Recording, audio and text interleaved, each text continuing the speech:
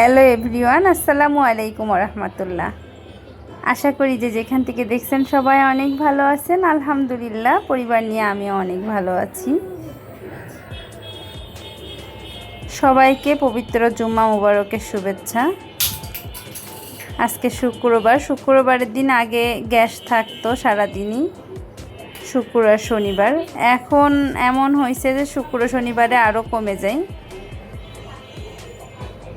তো আজকে ভোরবেলা আমি নামাজ কালাম পড়ে, আমার ছেলেদের যেহেতু আজকে অফ ডে, ওরা নামাজ কালাম পড়ে এসে শুয়ে পড়ছে। আমি ভাবলাম যে আপনাদের ভাইয়া আজকে একটু কাজের জন্য ঢাকার বাইরে গিয়েছে। তো আমি ভাবছিলাম যে আজকে একটু রেস্ট নিয়ে পরে উঠে রান্না করি, কিন্তু সেই কপাল তো নাই। এখন যদি শুয়ে রেস্ট নিতে যাই তাহলে পরে আর রান্না বাড়া করতে পারবো না।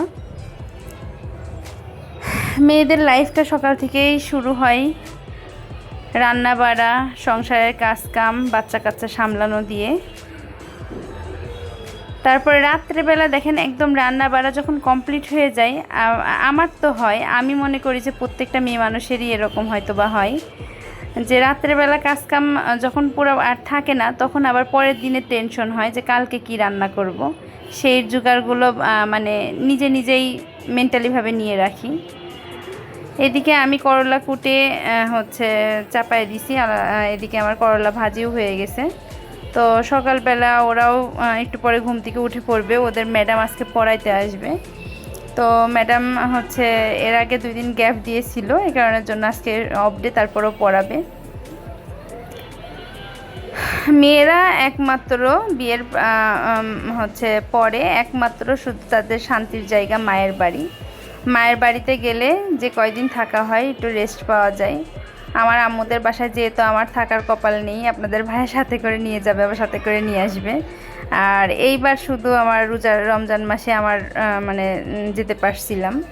তো যে যেটুকু সময় আম্মুদের এখানে থাকে অতটুকু সময়ই শান্তি। এমনকি আম্মু আমাকে এইবার যখন আপনাদের ভাইয়ার সাথে করে গেলাম, সেই সময়টা আম্মু খাওয়াই দেওয়ার সময় পেয়েছিল না, কিন্তু রোজার মধ্যে যখন গিয়েছিলাম তখন আমার আম্মু খাওয়াই দিছিল। এখন পর্যন্ত আমি আমার বাসায় আম্মুদের এখানে গেলে আম্মু আমাকে খাওয়াই দেয়। আর বিয়ের আগে আমরা 2 বোন।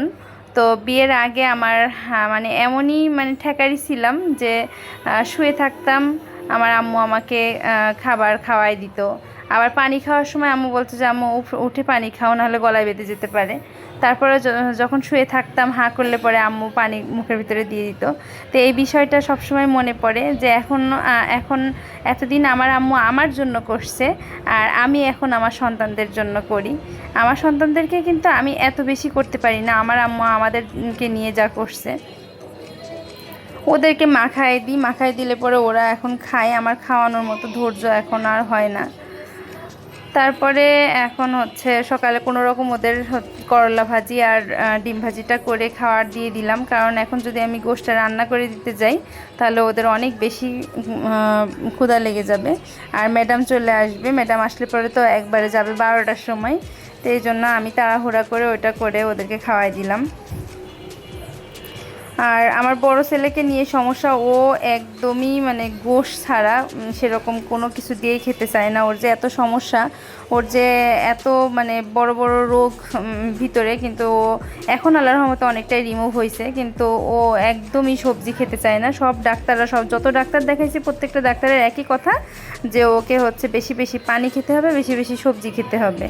হ্যাঁ, গাজর শসা এগুলো কাঁচা কাঁচা খেতে পারলে আরও ভালো। এদিকে দেখেন গ্যাসের অবস্থা, গ্যাসের আঁচ এতটাই কম, এই গ্যাসে রান্না করব। আসলে আমার মতো এরকম গ্যাসের সমস্যা কার কার একটু জানাবেন প্লিজ।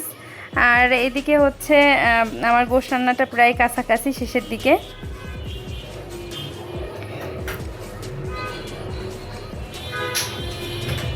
তো আমি গোশের মধ্যে আলু দিয়ে দিছি। গোশের মধ্যে আমি আলু প্রথমেই দিলাম না, খাসি মুরগির গোশ রান্না করছি, সেহেতু খাসি মুরগির গোশটা সিদ্ধ হতে অনেক দেরি হয়। আর আঁচটাও যেহেতু অনেক কম ছিল, অল্প আছে আমি দিয়ে রাখছি। পেঁয়াজ ভাজতেই মনে হয় 2-3 মিনিট সময় লাগলো। তো তারপরেও তো পাতলা সিলভারের পাত্রে দিছি যাতে তাড়াতাড়ি রান্নাটা হয়। সিলিন্ডার থাকা সত্ত্বেও আমার এরকম কষ্ট করতে হয়। আমার রাইস কুকারে ভাবলাম যে আজকে বসাবো, কিন্তু রাইস কুকারে ভাত তো প্রেশার কুকারে দিয়ে দিছিলাম। রাইস কুকার আমার ছোটো ছেলেরা বের করে আনতে বলছে, ও এমন জোরে টান দিছে, খাটের নিচে ছিল, একদম তারটা সব ছিঁড়ে বেড়ায় আসছে হাতে। আবার সিলিন্ডারটাও পারতে ভয় লাগে। আমাদের লাইনের 2 লাইন আগে কিছুদিন আগে হচ্ছে লাইনের গ্যাস এরকম লিক হয়ে মানে বেশ কয়েকজন মানুষ এরকম দগ্ধ হয়ে গেছে। তা আপনার ভাইয়া আমাকে সবসময় এরকম ভয় দেয়, যেহেতু আমার রান্নাঘরের মধ্যে 2টা ফ্রিজ 2 পাশে, তারপরে আবার কারেন্টের মিটার, মানে আমাদের মিটারে চলে, তারপরে এদিকে মানে সব কিছু মিলে আবার সিলিন্ডারের গ্যাসও যদি রাখা হয়। আর যেহেতু একবার আমার এরকম অকারেন্স ঘটছে, আমার সব সময়ই ভয় লাগে যা না জানি আবার কোন অকারেন্স ঘটে। তারপরেও তো সিলিন্ডার নিয়ে কোনো অকারেন্স আল্লাহর রহমতে ঘটেনি, তারপরেও প্রেশার কুকার নিয়েও তো হয়েছে। তো এই জন্য সবসময়ই জানার মধ্যে একটা ভয় কাজ করে। তো যাই হোক, সবাই ভালো থাকবেন। আমার ভিডিওর কোনো একটা অংশ যদি ভালো লাগে অবশ্যই আমাকে একটা লাইক, কমেন্ট, শেয়ার, সাবস্ক্রাইব করে দেবেন। আমার পাশেই থাকবেন। দেখা হবে নতুন কোনো ভিডিওতে। আল্লাহ হাফেজ। আসসালামু আলাইকুম রহমতুল্লাহ।